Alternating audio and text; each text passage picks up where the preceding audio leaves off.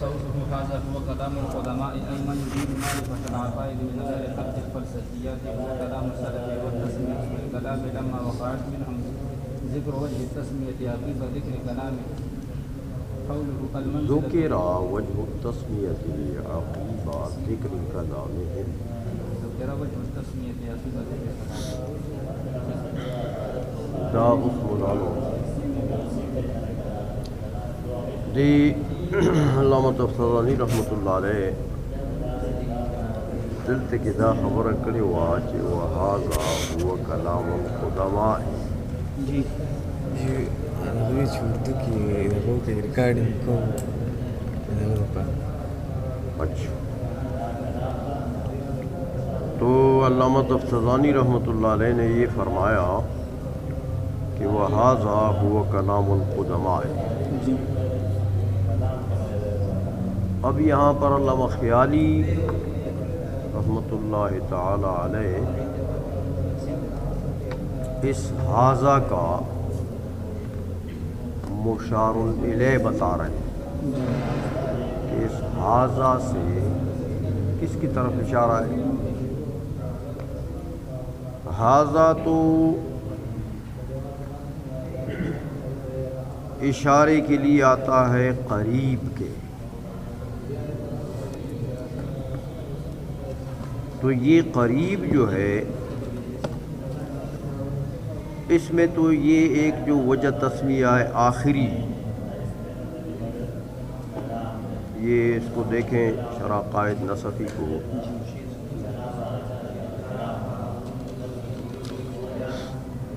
کہ وَلِأَنَّهُ لِابْتِنَائِهِ عَلَى الْأَدِلَّةِ الْقَطْعِيَّةِ الْمُؤَيَّدِ أَكْثَرُ بِالْأَدِلَّةِ السَّمْعِيَّةِ كان أشد العلوم تأثيرا في القلب وتغلغلا فيه وسمي بالكلام المشتق من الكلم.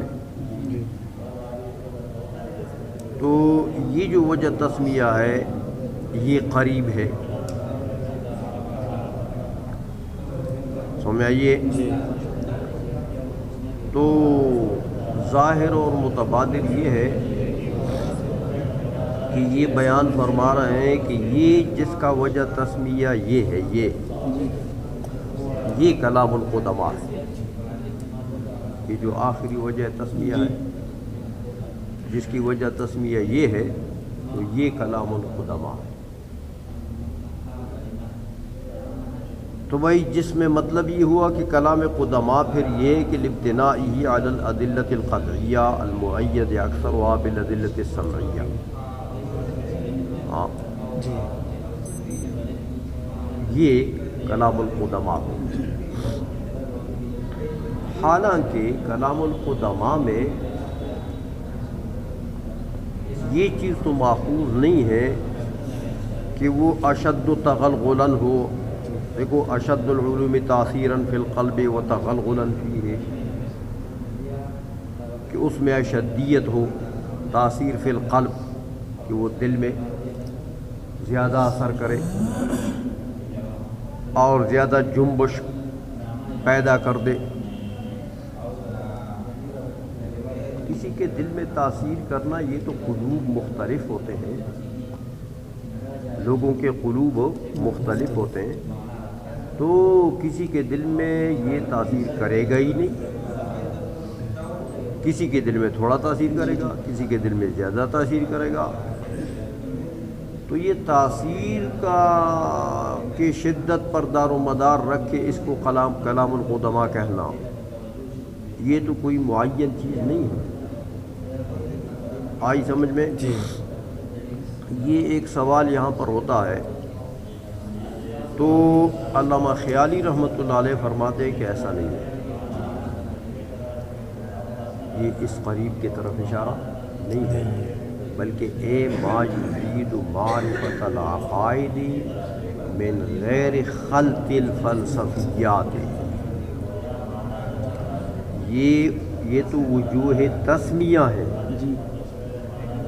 یہ جو 7-8 انہوں نے بیان کی ہے یہ تو وجوہ ان کی طرف اشارہ نہیں ہے، ان وجوہ تسمیہ میں سے کسی کی طرف اشارہ نہیں.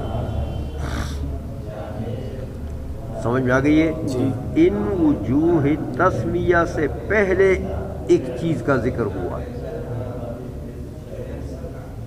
سمجھ آئیے؟ تو اس کے طرف یہ اشارہ ہے. اور ان وجوہ تسمیہ سے پہلے کس چیز کا ذکر ہوا کہ فاشتغلوا، دیکھو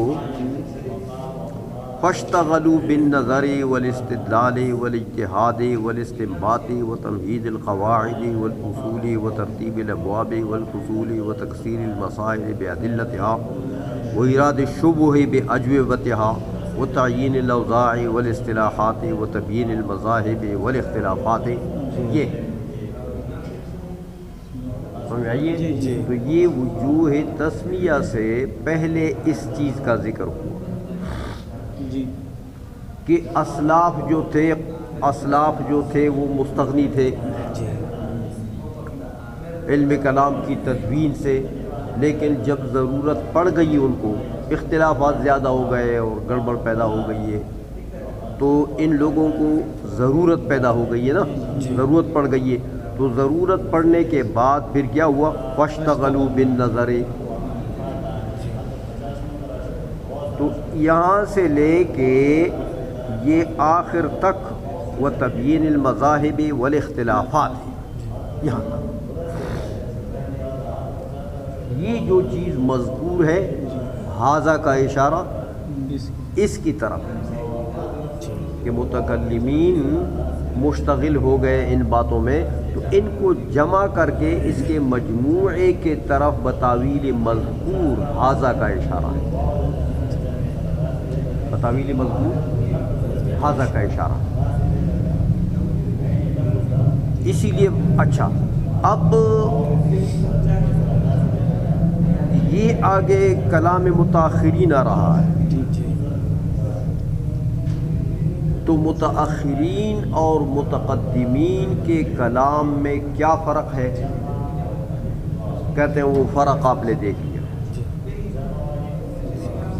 سمجھ آئیے کہ یہ جو مشار الیہ ہے کہ فاشتغلوا، یہاں سے لے کے یہ سارا مشار الیہ و تبیین المذاہب والاختلافات، یہاں سے لے کے یہ سارا جو مذکور ہے،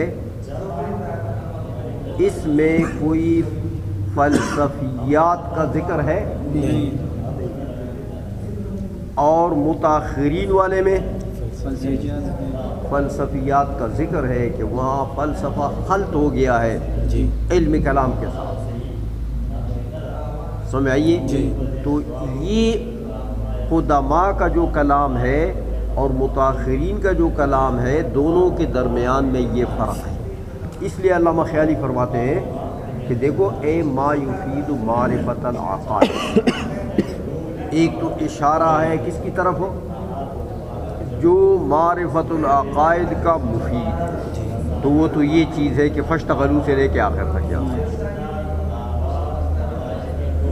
یہ مفید ہے کس کے؟ معرفت العقائد کے.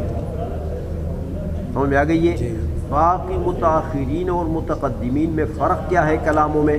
کہتے ہیں وہ فرق یہ ہے، دیکھا کہ من غیر خلط الفلسفیات، کہ متقدمین والے میں فلسفیات کا خلط نہیں ہے اور متاخرین والے میں فلسفیات کا خلط ہے. تو جو ان دو چیزوں پر مشتمل ہے، ایک تو فائدہ دے عقائد اسلامیہ کا، مفید ہو عقائد اسلامیہ کا، دوسرا یہ کہ اس میں خلط فلسفیات نہ ہو. یہ دو چیزیں قدماء کے کلام میں سمجھ میں آ گئی ہے. اس لیے حاذا کا اشارہ ہے قدماء کے کلام کی طرف، اور قدماء کا کلام عبارت ان دو چیزوں سے. سمجھ میں آ گئی ہے. تو یہ حاذا کا مشار الیہ ہے بتاویل مذکور. یہ سارا کلام جو پہلے گزر گیا ہے یہ مشار الیہ ہے. اور یہ جو ہے یہ تو وجوہ تسمیہ، یہ وجوہ تسمیہ. اب اس پر اعتراض ہوتا ہے کہ بھائی یہ اس کے بعد انہوں نے دیکھو نا یہ ذکر کر کے والاختلافات تک وتبیین المذاہب والاختلافات تک، اس کے بعد انہوں نے کیا کہا کہ وسموا ما یفید معرفت الاحکام بالفقہ. و معرفت احوال الدلت باصول الفقہ و معرفت العقائد بالکلام. تو یہ سمو میں ضمیر کس کی طرف عائد ہے؟ متقدمین کی طرف. متقدمین کے کلام کا ذکر ہو گیا. تو تسمیہ بھی کس نے نام بھی کس نے رکھا؟ متقدمین نے. یہ تینوں نام فقہ کا نام اور یہ اصول فقہ کا نام اور کلام کا نام، ان تینوں کے گویا کہ بانی کون ہے؟ متقدمین. اس لیے علامہ خیالی فرماتے ہیں، دیکھو آگے، والتسمیۃ بالکلام لما وقعت منہم. دیکھا تسمیہ بالکلام جو ہے، یہ جو نام انہوں نے علم کلام رکھا ہے، یہ تسمیہ کے لیے مسمی کون ہے؟ تسمیہ بالکلام کن سے واقع ہے؟ متقدمین سے. یہ نام انہوں نے رکھے ہیں آئیزوں میں. تو ذکر وجہ التسمیت عقیب ذکر کلام ہے. تو جب ان کے کلام کا ذکر ہو گیا، یہ فاشتغلوا سے لے کے وہ تبین المذاہب والاختلافات کے تک، یہ ان کے علم کلام کا ذکر ہو گیا.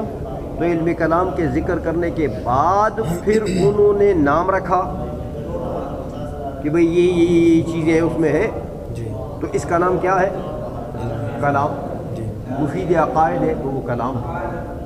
تو نام بھی کس نے رکھا؟ متقدمین نے. تو جب نام بھی ذکر بھی ہوا کلام متقدمین کا، نام بھی رکھا متقدمین نے. اسی لیے متقدمین کے تسمیہ کے بعد وجوہ تسمیہ کا ذکر آیا. یہ سارے وجوہ تسمیہ جو ہیں یہ بھی کن کی طرف سے؟ متقدمین کی طرف سے. تو ان تین چیزوں کا تعلق کن سے ہے؟ متقدمین سے. یہ کلام کا ذکر، یہ تسمیہ اور یہ وجوہ تسمیہ. تو پہلے کلام کا ذکر ہو گیا ان کا کہ متقدمین کا کلام کیا ہوتا ہے، وہ کیا چیز ہے. اس کے بعد تسمیہ کا ذکر ہو گیا، اس کے بعد وجوہ تسمیہ.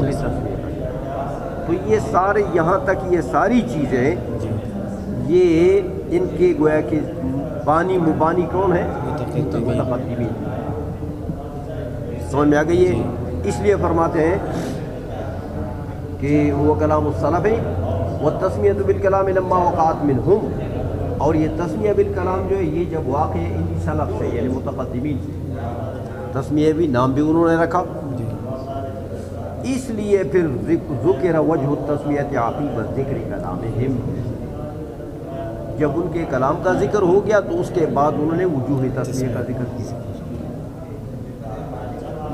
تو اس کلام میں خیالی نے یہ آپ کو بتا دیا کہ یہاں تین چیزیں ہیں اور تینوں چیزوں کے بانی مبانی جو ہے وہ متقدم. آئی سمجھ میں؟ چل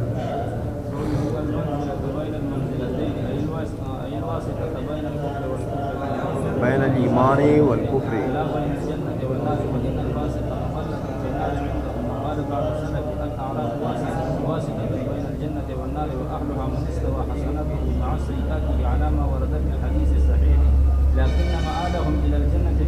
لیکن مآلهم إلى الجنة فلا يكون دار التخلد. وقيل أهلها أطفال المشركين وقيل الذين ماتوا في زمان فترة من الرسل. اچھا اب یہ معتزلہ کی بات چھڑی نا کہ یہ معتزلہ جو ہیں انہوں نے پھر اعتزال کیا. یہ جو واصل ابن عطا کا قصہ آ گیا، وذلك لأن رئيسهم واصل ابن عطاء اعتزل عن مجلس الحسن البصري يقرر أن من ارتكب الكبيرة ليس بمؤمن ولا كافر. اور آگے کیا کہا؟ وَيُثْبِتُ الْمَنْزِلَةَ بَيْنَ الْمَنْزِلَتَيْنِ. یہ ایک منزلہ بین المنزلتین کا اس بات کر رہا تھا. جی. وقال الحسن، حضرت حسن بصری نے فرمایا کہ قد اعتزل عنا، قد اعتزل. اچھا، اب یہاں پر بعض علماء نے لا یثبت المنزلۃ بین المنزلتین، اس کی تفسیر یوں کی ہے کہ یثبت المنزلۃ بین المنزلتین، منزلتین سے مراد ہیں جنت اور جہنم. جنت اور جہنم. معتزلہ نے یہ قول کیا کہ جنت اور جہنم کے درمیان میں ایک منزلہ ہے.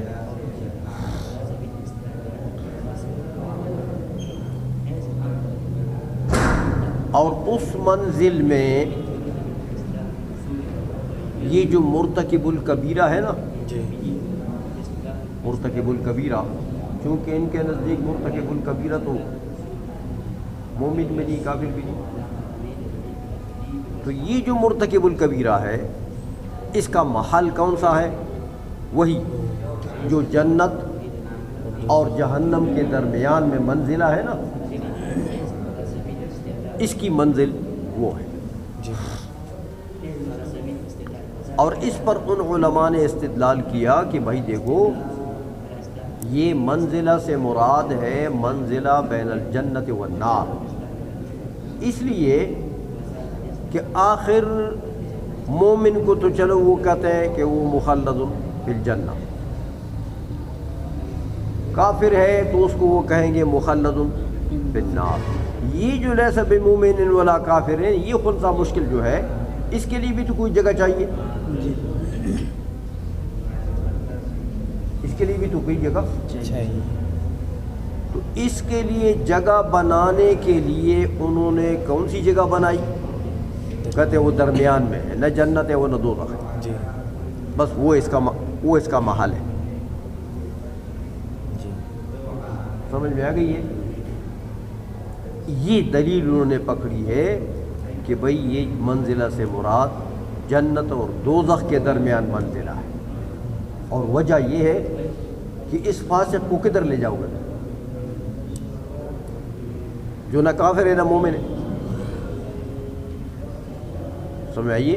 وہ تو جنت تو مومنین کی جگہ ہو گئی، کافروں کی جگہ وہ جہنم ہو گئی، تو اس کا کیا کریں گے؟ اس لیے اس کے لیے کوئی جگہ چاہیے. جی.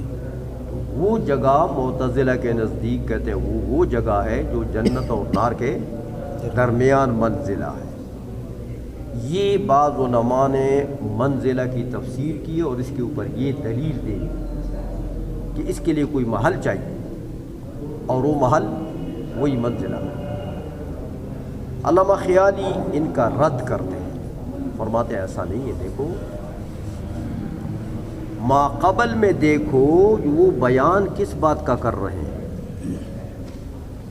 ہاں، یقرروا، یہ جو واصل ابن عطا نکلا ہے حضرت حسن بصری کی مجلس سے، تو کیا کہہ رہا تھا اس وقت؟ یقرروا ان من ارتکب الکبیرۃ لیس بمؤمن ولا کافر.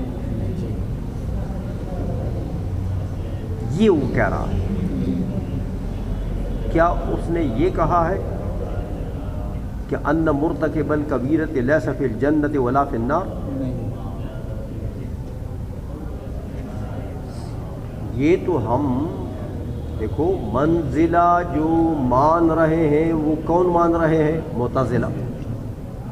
تو معتزلہ کا عقیدہ معتزلہ کے قول کے مطابق ہونا چاہیے نا، کہ تم اپنے لیے اپنی طرف سے بناؤ گے ان کا عقیدہ. ان کا عقیدہ تو ان کے قول کے مطابق ہوگا. ان کا عقیدہ تو تم اپنی طرف سے نہیں بنا سکتے ہو کہ تم اپنی طرف سے دلائل دو کہ بھئی ان کا یہ عقیدہ ہے. یہ تو بات نہیں بنے گی. ان کا عقیدہ وہ ہوگا جس پر وہ قائل ہے. سمجھائیے؟ تو جس کے وہ قائل نہیں ہے اور تم اپنی طرف سے دلائل دیتے ہو کہ بھئی یہ ان کا عقیدہ تو یہ ان کا عقیدہ ہو جائے گا؟ اس لیے واصل ابن عطا یہ کہہ رہا ہے کہ مرتکب کبیرہ جو ہے لیست بمومن ولا کافر، وہ نہ مومن ہے نہ کافر ہے۔ تو آگے پھر وَيُثْبِتُ الْمَنزِلَةَ بَيْنَ الْمَنزِلَتَيْنِ، اب ظاہر بات ہے کہ المنزلتین میں الف لام جو ہے یہ عہدی ہے، ہمیں آئیے تو عہدی ہے تو معہود کون ہے؟ پہلے مذکور کیا چیز ہے؟ ایمان اور کفر۔ پہلے ایمان پہلے جنت اور نار کا ذکر ہے؟ نہیں۔ تو جب جنت اور نار کا ذکر ہے نہیں یہاں پر تو یہ منزلتین سے تم جنت اور نار مراد کیسے لے سکتے ہو؟ اسی لیے علامہ خیالی فرماتے ہیں کہ یہ تفسیر جس نے کی ہے ٹھیک ہے، اپنی طرف سے انہوں نے دلیل دے دی ہے کہ بھئی یہ اس کو کافر بھی نہیں مانتے، مومن بھی نہیں مانتے، لہذا اس کے لیے بھی کوئی محل تو چاہیے، تو یہ دلیل تو انہوں نے دے دی ہے، لیکن ان کے دلائل سے ان کا عقیدہ ثابت ہو جائے گا؟ عقیدہ تو ان کا وہی ہوگا جس کے وہ خود قائل ہیں۔ تو وہ خود قائل کس کے ہیں کہ لیس بمومن ولا کافر، کہ ایمان اور کفر کے درمیان میں منزلہ ہے، یہ نہیں کہ وہ جنت اور دوزخ کے درمیان میں منزلہ ہے۔ سمجھ رہے ہو؟ اس لیے علامہ خیالی فرما رہے ہیں کہ اس منزلہ بین المنزلتین سے کیا مراد ہے؟ الواسطہ بین الایمان والکفر، کیونکہ پہلے ذکر کس کا ہے؟ ایمان و کفر کا۔ آئی سمجھ میں؟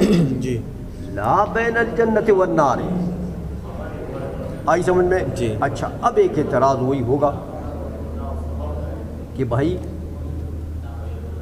مومن تو چلے جائیں گے جنت، کافر مخلد ہوں گے نار میں، تو یہ جو ہے یہ درمیان والا جس کو یہ معتزلہ نہ مومن کہتے ہیں نہ اس کا محل پھر کون سا ہوگا؟ ان لوگوں نے جنہوں نے منزلہ بین المنزلتین سے مراد جنت و نار لیا، وہ تو اس کے لیے محل بنا رہے تھے، اس کے لیے مقر بنا رہے تھے، تو جب تم وہ مانتے نہیں ہو تو ہمیں آئیے کہ جنت اور نار کے درمیان میں کوئی واسطہ نہیں، تو پھر اس کا محل کون سا ہوگا؟ اس کا جواب دیتے ہیں علامہ خیالی کہ فَإِنَّ الْفَاسِقَ مُخَلَّدٌ فِي النَّارِ عِنْدَهُمْ، کہ یہ جو نہ مومن ہے نہ کافر ہے، یہ فاسق ہے نا، تو یہ فاسق کیا ہے؟ یہ تو ان کے نزدیک جہنمی ہے، تو لہٰذا اس کے لیے جدا کسی محل بنانے کی ضرورت نہیں ہے کہ تم ان کے لیے جدا محل بناتے ہو تو کہتے ہو کہ بھئی یہ واسطہ بین الجنت والنار۔ آئی سمجھ میں؟ یہ تو ملحق بالکفار ہے ان کے نزدیک، لہذا مخلد ہے، جہنمی، تو لہذا دوسرے منزلے کی ضرورت نہیں ہے۔ اچھا، اب یہ تو انہوں نے ان کا عقیدہ نقل کیا کہ معتزلہ کا عقیدہ یہ ہے کہ وہ ایمان و کفر کے درمیان میں منزلہ مانتے ہیں، جنت اور دوزخ کے درمیان میں نہیں مانتے، اور جو یہ بین والی شے جو مانتے ہیں وہ کہ نہ کافر ہے نہ مومن ہے، اس بین کے لیے وہ کہتے ہیں یہ جہنمی ہے، لہذا بین الجنت والنار کسی منزلے کی ضرورت ہو ان کے عقیدے میں ہے نہیں، ان کا عقیدہ یہ نہیں۔ اتنی بات سمجھ گئے ہو؟ جی۔ اچھا، اب ایک اور اعتراض کہ بھائی یہ تم کہتے ہو کہ جنت اور دوزخ کے درمیان میں واسطہ نہیں ہے واصل ابن عطا کے نزدیک، بلکہ واصل ابن عطا ایمان اور کفر کے درمیان میں منزلہ مانتے ہیں، تو ہم کہتے ہیں دیکھو اگر واصل ابن عطا جنت اور نار کے درمیان میں واسطہ مان لے تو اس سے بھی تو کوئی خرابی لازم نہیں آتی، اس سے بھی تو کوئی خرابی لازم نہیں آتی. کیونکہ دیکھو وقال بعض السلف الاعراف واسطۃ بین الجنت والنار. بعض سلف صالحین نے بھی تو نار اور جنت کے درمیان میں واسطے کا قول کیا ہے. ہمارے اسلاف جی بعض نے واسطے کا قول کیا ہے. تو اگر واصل ابن عطا بھی یہ قول کر لے جی تو اس سے کوئی استحالت ہو لازم نہیں آتا, کوئی خرابی تو لازم نہیں آتی. اور وہ اسلاف کہتے ہیں کہ وَأَهْلُهَا مَنِ اسْتَوَىٰ حَسَنَاتُهُ مَعَ سَيِّئَاتِهِ. اعراف میں کون رہیں گے؟ جن کے میزان میں جن کے حسنات و سیئات برابر ہو جائیں گے. جی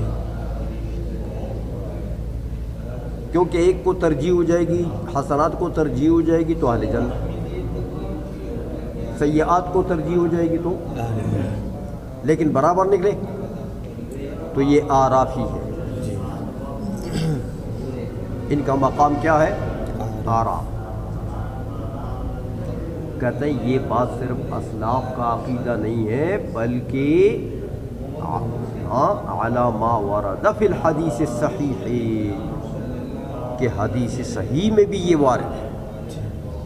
وعلی الاعراف رجال, قرآن کریم کی جو یہ آیت ہے, اس آیت کی تفسیر میں حضور نے بھی یہی فرمایا ہے کہ یہ اعراف جو ہے یہ جنت و نار کے درمیان میں ایک جگہ ہے,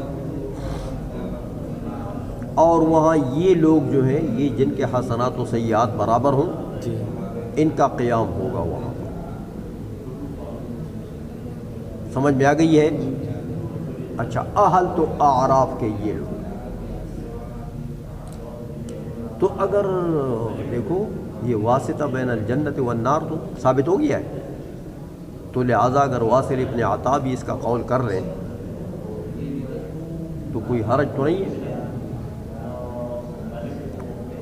اس کا جواب دیتے ہیں, کہتے ہیں بھائی لیکن مآلہم الی الجنت, لیکن مآلہم الی الجنت. اہل سنت کے اسلاف جو اعراف مانتے ہیں اس کا حکم وہ اور مانتے ہیں. واصل ابن عطا اگر اس کا قول کر لیں تو اس کے مذہب میں پھر یہ حکم نہیں ہے. ایک تو واصل ابن عطا کے مذہب میں قول بھی نہیں ہے واصل ابن عطا کا جی واسطہ بین الجنت والنار کا, اس کا قول بھی نہیں ہے. لیکن اگر فرض کرو قول ہے تو پھر یہ جو اسلاف مانتے ہیں نا اعراف, یہ واسطہ اس کے نزدیک نہیں ہو سکتا. کیوں کہ ہمارے اسلاف اعراف مانتے ہیں لیکن اعراف کو ایک انتظار گاہ مانتے ہیں باری تعالیٰ کے فیصلے تک, کہ یہ جن کے سیئات و حسنات ایک برابر ہوں گے نا جی تو ان کے لیے وہ انتظار گاہ ہے. وہی جاؤ اعراف تھوڑے وہاں ٹھہرو, انتظار کرو. تو جب باری تعالیٰ باقی قضا اور فیصلے کر لیں گے اس کے بعد ان کا نمبر آئے گا تو فرمائے گا جاؤ جنت تم.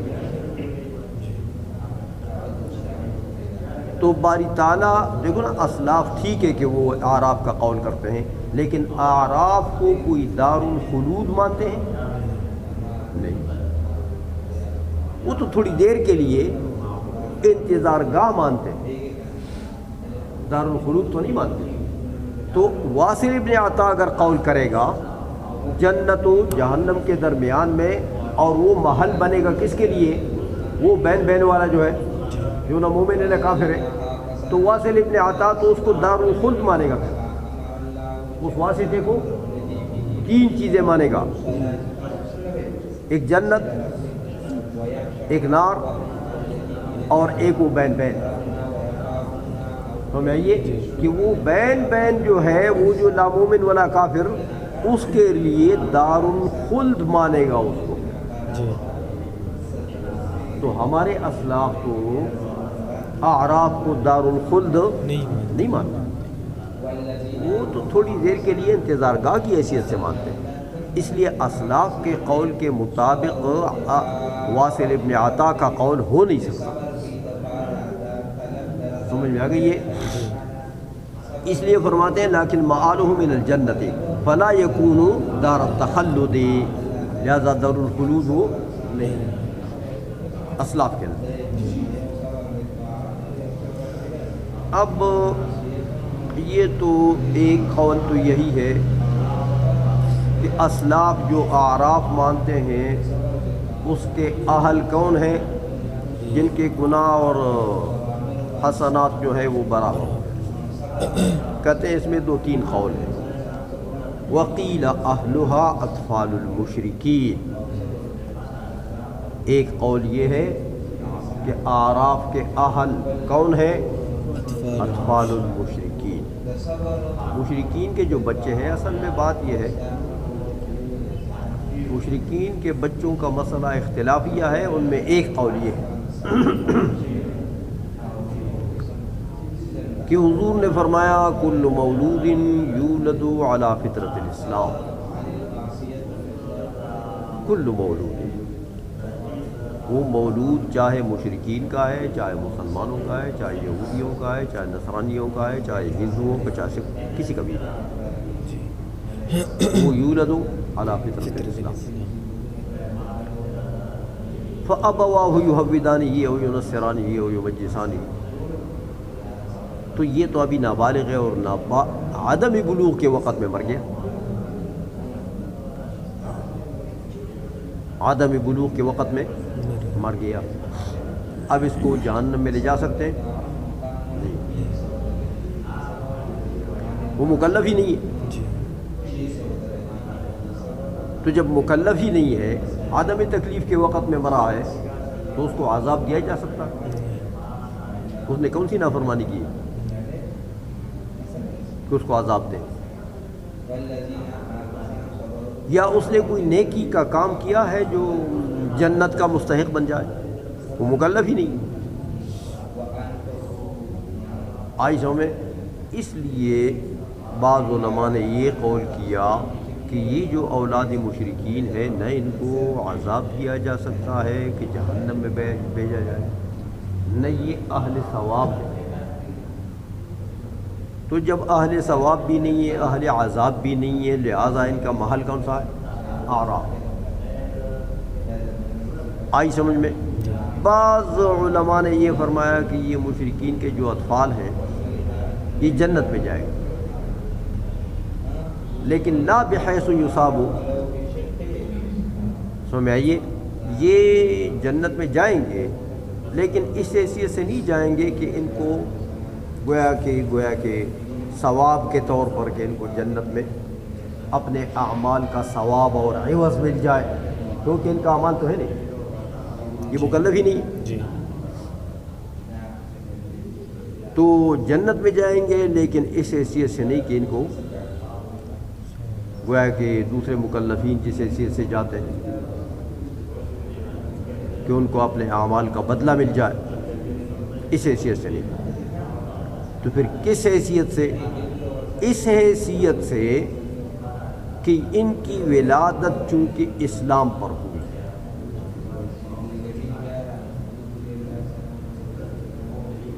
لیکن عہدہ تکلیف تک یہ نہیں پہنچے۔ تو چونکہ عہدہ تکلیف تک نہیں پہنچے، اس لحاظ سے تو ان کو ثواب کے حصول کے لیے جنت نہیں بھیجا جاتا، یہ حیثیت تو نہیں۔ لیکن چونکہ ان کی ولادت اسلام پر ہے تو حکماً تو یہ مسلمان ہے نا، حکماً مسلمان ہے۔ تو جب حکماً مسلمان ہے تو حضور نے تو کہا ہے کہ جو مسلمان ہو وہ کدھر جائے گا؟ جنت میں جائے گا۔ سمجھ آئیے، جس نے حقیقتاً قال لا الہ الا اللہ دخل الجنہ، یا حکماً قال لا الہ الا اللہ دخل الجنہ، یہ من قال لا الہ الا اللہ تو عام ہے نا، حکمی ہو چاہے کہ حقیقی ہو. تو یہ تو حضور کے حکم کے اندر آتے ہیں کہ حکماً تو قال لا الہ الا اللہ کے حکم میں تو یہ ہے نا، ان نے کوئی شرک کیا، سمجھ آئیے. تو یہ حکماً جیسے اہل فطرت ہے، یہ جو آگے آ رہا ہے وقیل الذین ماتوا فی زمان فترۃ من الرسل، یہ جو فطرت من الرسل کے زمانے میں فوت ہوئے ہیں، جس زمانے میں رسول نہیں تھے. حضرت عیسیٰ علیہ السلام اور حضور نبی کریم صلی اللہ علیہ وسلم کے بعث کے درمیان میں 400 سال سے زیادہ زمانہ ہے. جب عیسیٰ علیہ السلام کا دین مندرس ہوا، سمجھ آئیے، انہوں نے وہ شناختی ٹوپڑیں کر دی، ان میں تحریف کر دی، تو دین تو عیسیٰ علیہ السلام کا تو مندرس ہو گیا. اب رسول تھا نہیں، نیا رسول تھا نہیں. اس زمانے میں جو لوگ مر گئے، پیدا ہوئے مر گئے، اب ان کو جہنم میں بھیجا جا سکتا ہے؟ نہیں، کہ اللہ فرماتا ہے کہ وَمَا كُنَّا مُعَذِّبِينَ حَتَّى نَبْعَثَ رَسُولًا، ہم تو کسی کو عذاب دینے والے نہیں ہیں. حَتَّى نَبْعَثَ حَتَّى نَبْعَثَ إِلَيْهِمْ رَسُولًا، اس وقت تک کہ ان کو ہم رسول بھیج دیں. تو یہ تو نابالغ تھے، یہ جو اطفال مشرکین ہیں. تو رسول کا اطلاق بعض امور اعتقادیہ کے لیے عقل پر بھی ہوتا ہے، لیکن عقل کامل پر. عقل کامل کن کا ہے؟ بالغوں کا. کن کا ہے؟ بالغوں کا. تو یہ تو اطفال مشرکین تو نابالغ ہیں، تو ان کا رسول بمعنی عقل بھی نہیں ہو سکتا، عقل کامل، کہ بھئی اللہ کی وحدانیت پر تو ایمان لانا ان کے اوپر ضروری ہوتا. تو وہ تو ان لوگوں کے اوپر ہوتا ہے جن کی عقل کامل ہو، ان کی تو عقل بھی کامل نہیں. اطفال مشرکین کا عقل بھی کامل نہیں. تو رسول آیا ہے، تو جب رسول نہیں آیا تو ان کو جہنم میں بھیج سکتے ہیں؟ نہیں، جہنم کی مستحق نہیں. تو جہنم میں نہیں بھیج سکتے، تو کدھر بھیجیں گے ان کو؟ جنت میں. کہ حکماً تو یہ مسلمان ہے، حکماً تو یہ ولو کہ حقیقتاً نہیں ہے، لیکن حکماً تو یہ مسلمان ہے. تو جب حکماً مسلمان ہے تو ان کا محل کون سا ہونا چاہیے؟ جنت. آئی سونے. اس لیے بعض علماء نے یہ قول کیا کہ یہ جنت میں ہے. اطفال مشرکین بعضوں کا تو وہی قول تھا نا، اعراف ان کو، لیکن بعض نے یہ کیا کہ جنت میں جائیں گے، اور ان کی وجوہ یہ ہے، ان کے دلائل یہ ہے. بعض نے فرمایا کہ بھئی جائیں گے جنت میں یہ اطفال مشرکین، لیکن وہ بھی یہ کہتے ہیں کہ بحیثیت اس کے نہیں کہ ان کو ثواب ملے گا، بلکہ یہ خدام ہوں گے کن کے؟ اہل جنت کے. جو جنتی لوگ ہوں گے وہاں پر، یہ جو بچے ہیں مشرکین کے، یہ ان کے خدام ہوں گے. خود اجر و ثواب حاصل کرنے کے لیے جنت میں نہیں جائیں گے، بلکہ ان کی خدمت کریں گے. آج تو یہ بھی بہرحال نجات من العذاب کا تو ایک راستہ ہے نا، کہ عذاب سے تو نجات ہو گئی ہے ان کو. اس لیے یہ مسئلہ اختلافی ہے. یہ اطفال مشرکین کا جو مسئلہ ہے بڑا اختلاف ہے، اس میں بڑے اقوال ہیں. لیکن انہوں نے نقل کیا کہ بھئی وقیلا اہلھا اطفال المشرکین، کہ اعراف کے اہل جو ہیں وہ کیا ہے؟ اطفال مشرکین ہے. ایک قول یہ ہے. وقیل الذین ماتوا فی زمان فترۃ من الرسل، اور ایک قول یہ ہے کہ اعراف کے اہل کون ہوں گے؟ جو فترت من الرسل کے زمانے میں فوت ہوئے ہیں جو لوگ، وہی اس کے جو ہے سکان ہیں، اعراف کے سکان ہیں اور اعراف کے باشندے ہیں، سمجھ میں آئیے۔ اور وہ بھی وہی وجہ بتاتے ہیں کہ بھئی یہ لوگ جو آئے تو یہ عذاب کے تو مستحق نہیں ہے کہ ان کو جہنم میں بھیجا جائے، کہ اللہ نے فرمایا وما كنا معذبین حتی نبعث رسولا، تو ان کی طرف رسول آیا نہیں، تو یہ عذاب کے مستحق نہیں ہے، لہذا کدھر جائیں گے؟ جنت میں جائیں گے، اعراف میں جائیں گے، سمجھ آئیے۔ اور جنت کی بھی مستحق نہیں ہے، اس لیے کہ انہوں نے کی ثواب کا کام بھی نہیں کیا ہے۔ عائشہ میں یہ اقوال ہے اہل اعراف میں جو انہوں نے نقل کیے، ہو گیا۔